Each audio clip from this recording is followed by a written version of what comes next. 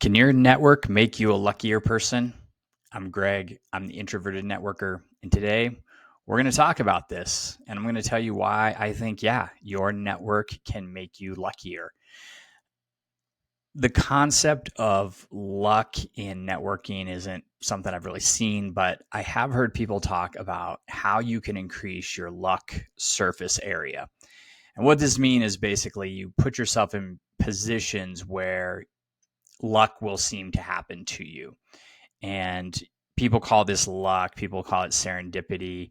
I tend to think if people know what you do and you're out there and letting them know what you do, more good things are going to happen to you. I've seen that happen in my own life. I've seen that happen with people I know.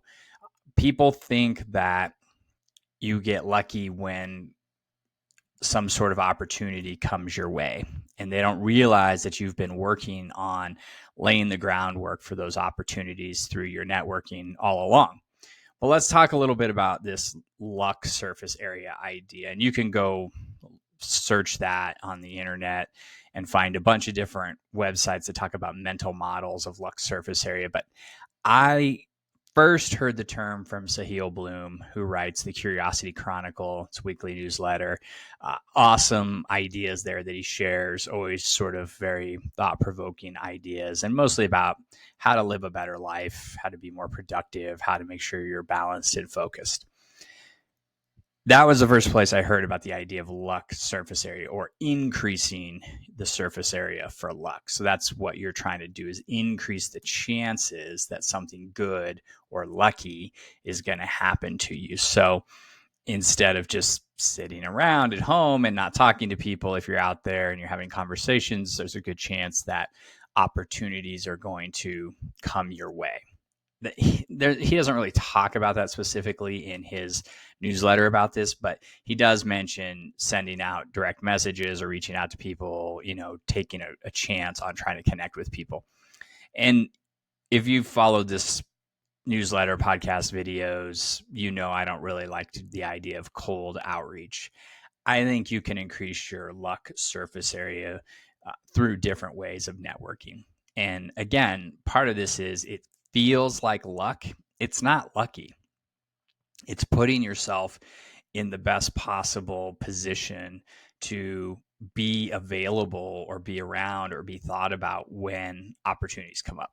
But the idea of luck surface area, if you go look at it online, you'll find a bunch of articles about it and talking about how it's about doing things and then telling people about the things you're doing, and doing it in such a way that it doesn't come across as off-putting or boasting or anything like that, which is a lot of what we talk about when we talk about networking, is connecting with people, asking them what they're doing, trying to help them, having them ask how they can help you. You can tell them what you're working on.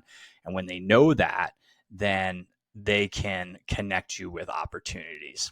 And so I want to talk about 3 different ways you can get, quote, lucky with your networking if you're out there. And again, I put lucky in quotes because I don't think this is luck. It seems like luck to people who have never networked before or who aren't networking and then just see these things happen. And they say to me, "Oh, you're so lucky because this happened for you." And I say, I'm not lucky. I'm not lucky at all. I've been somebody who's been working on developing these professional relationships. And when my professional connections see an opportunity, I'm the one that they think about. Or I've developed these relationships in a way that I can approach somebody in my network and I'm not unknown. So let's talk about 3 ways, or 3 sort of ways you can be successful with your networking, or 3, I hate to say ways, but like 3 measures of success. I'll call them that. So I call these 3 measures of success for networking, and these have stories and examples, and these are personal. There's other people out there that I know that have similar stories, but I'm going to share personal examples that happened to me recently. The first one is, and this is sort of my first measure of networking success, or how I know that I have created a network that is an asset to me that I can leverage whenever it is I'm trying to find an opportunity either for me or for one of my other members of my network. Right? So this isn't me getting what I want. This is me helping other people in my network, which should always be the focus. Number one on this is people know you. And you've all heard it's not who you know, it's who knows you. People know you, meaning you're not a stranger. And of course, there's tons of people out there who are strangers to me that I don't know. But I have, between my LinkedIn networking, my virtual networking, my in-person networking, people know me because I show up and I talk about what I do and I help other people. I'll just say that this example, the people who know you example, is on LinkedIn. There are a ton of people that I interact with every single day on LinkedIn. Many of them I've never met in person. Most of them I've never met in person. Many of them I've only talked to on the phone maybe once or twice, but they see me every single day. They know I'm a person. They know what I think about. They know what I'm doing. That means I'm not a stranger. When I reach out to somebody that knows me because they've seen me each day, that allows them to have some level of trust in me. My consistency, how I present myself, gives them some level of trust. Recently, I was helping a friend. I was actually coaching a friend of mine and helping him. And we did this as part of his professional development at his job. And he was interested in another opportunity. And so he was trying to get connected to this other opportunity. What he was looking for was, he knew the job, he knew where to apply, he knew all those things. But my point was, let's try to find somebody that I know or that you know or that we both know at this other place, so we can at least let them know you applied and maybe get them your resume in advance so that you can at least get an interview. Right? You may not get the job, but at least you're not going to be in the stack of resumes with everybody else. I went in and I looked for people I knew, and this was through LinkedIn. I went in and tried to find people I knew that worked at that company. And what I found was, I found somebody who doesn't work there anymore, but used to work there. And never met this person in person, never talked to them on the phone, but again, have seen them, interacted with them, engaged with them on LinkedIn, added comments to their posts. She adds comments to my posts. So I would say we know each other virtually. I sent her a quick message. I said, hey, long shot here. I see you worked at this company. It was many years ago, so I totally understand if you don't know anybody there, but I was just curious if you knew anybody who still worked there that I could maybe connect with to talk about this job that I'm trying to help my friend with. She responded back and said, yeah, I know tons of people. I know everybody that works there. I still am friends with them and totally connected. Now, that doesn't always happen. So you could consider that lucky. You could say that was a lucky break that she knew people. And what I did is I got her, my friend's resume, and she sent it to the people who are doing the hiring. And we'll see. I don't know, again, if that's going to help my friend or not. But it was better than not knowing anybody. And you could say that's lucky because she knew those people. But if I didn't have that sort of online engagement, that effort to build that sort of online relationship, that would have never happened, right? It would have been a cold outreach. She probably would have been like, I don't know who you are. You're just randomly doing this, and I don't really feel comfortable passing your friend's information on. But the fact that at least we had engaged some on LinkedIn, she at least knew who I was. I knew who she was. We happen to live close in geography, so that was another key. But you could say that's luck, or you could say that's showing up and growing your network and having people that you can tap into by doing it every day. So we'll see where that one goes. Again, you could consider it luck. I don't consider it luck. I mean, it's fortunate, but it definitely is something that came through networking. Okay, so that was number one. People know you so that you're not a stranger when you reach out. Number two, with your networking, people know what you do. When you get out there and you connect with your network and you talk to people and you have conversations, and in those conversations they start to find out what you're working on, you become top of mind. And this applies has applied for me way before I think I launched the newsletter, probably before I wrote my book, before I really started talking about networking all the time. And several years ago, I got invited by a professor at a local university to come present about networking to one of her classes. And the reason why she asked me is because she knows I talk about networking. I had already been talking to her about networking. I had been talking to online a little bit about it. And she knew what I did. And within the course of her semester, she said, I want somebody to come talk to my students about the importance of networking. I was the person she picked. Because again, she knew me. She needed somebody who could talk about this topic, and she knew I talked about it. You know how she knew I talked about it? Because I talked to her about it. Over the years, I've presented multiple times to her class. I've presented to other professors' classes at that university.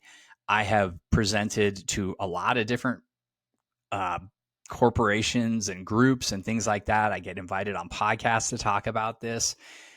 People ask me to come talk about this because they know what I do. And I've gotten a lot of practice at that, but now I'm going to kind of take that to a next level and try to really build that into an actual professional public speaking business where I go to groups of people and talk about this. That's, again, did I get lucky that they asked me to come do this? Sure. But again, I didn't get lucky. I was out there telling people what I did. So when the subject comes up on networking, I'm on the top of people's minds. Second example on this, because this just happened to me, is I have a day job. I had a more permanent day job until recently when I just moved on from my full-time job. I'm doing some consulting now. And I had wanted to do this for a while. I wanted to spend more time on this networking stuff. I wanted to build it out into a real business where I can teach people how to be better networkers, and I can do that full time. Alongside with that, I'm also going to be doing some independent consulting in my background or the field that I've worked in for years, which is total rewards or compensation and benefits. I could sign up with a consulting company, but I really want to do this on my own because it will give me more flexibility. As I was talking about doing this, like literally the day after I told my company I was leaving, my full-time job I was leaving, I got a message from somebody in my network who said, hey, I have somebody who's looking for a part-time total rewards leader who can help them get through some tough times. Do you know anybody who could do that? And of course, I responded right back and said, yeah, me, I'm available. You could say that was luck because that person hit me up as soon as I was available. And yeah, maybe so. Maybe the timing was fortunate. But here's the thing. This individual who's in my network knows what I do in my day job. They know what my skills are. They know my background because we've stayed in touch over the years. Again, this is somebody who I talk to 2 or 3 or 4 times a year, maybe. She knows what I can do. She knows my professional experience. So even if I wasn't the person, she wasn't thinking of me for this job, which she wasn't because she didn't know I was available, I'm the first person she thinks of when somebody says total rewards, compensation, and benefits. I'm in her network. I'm the person when that topic comes up, she thinks of me. And so she comes to me and says, do you know anybody? In this case, I was available. So I've got my first client that I'm getting signed up without even reaching out to anybody saying, hey, I'm available. Was that lucky? A little bit. But at the same time, if I'm not out there telling people what I'm doing, they're not going to think of me when these topics come up. So when you're out there, and you may not be trying to sell, consulting services, you may not be out there trying to build a brand for yourself around whatever topic you love to talk about. But if you're out talking to your network about what you do and what you're working on, those challenges, sometime along the road, somebody's going to go to your network and say, hey, I'm looking for somebody that does X, Y, and Z. And it's going to match what you do. And the people you know are going to say, I know somebody, and they're going to connect you to that opportunity. But if you're not out there doing that, if you're not talking to people, that's not going to happen. So yeah, you're increasing your luck surface area there. And at the same time, that to me is just, you're laying the groundwork. You're putting what I call opportunity scouts out in the world. You're putting people out there who know what you do, and you're the first person. You're at the top of mind. You're like at the top of the list because you're talking to them about that. That's how you get connected. The last thing is people think you're worth helping. So number 3 is people think you're worth helping. And why do they think you're worth helping? They think you're worth helping because you've either helped them or they know that you will help them in the future. People want to help people who are also going to help them or have helped them. It's this whole idea of reciprocity. And if you're out there and you're helping other people, they're going to want to turn around and help you all day long. And I had this recently. I was trying to get some references together for some of this consulting stuff. And I went back to people that I had worked with in the past who were big advocates of mine, I would say, who had said to me, you know what, if you ever need anything, let me know. And they did that because in my day job or other interactions, I had helped them out. I had helped them along the way. I had been a good partner. I had always been a giver. I hadn't necessarily been a taker. I'd never really asked them for much. And when it came time for me to need help, I felt comfortable that these people would look at me and say, you're somebody who I value as a relationship and has helped me in the past. I would love to help you. I'd be happy to help you. So those are the ways that I know that I've achieved some networking success or that I've created a network that's going to bring me opportunities. That's basically how I know.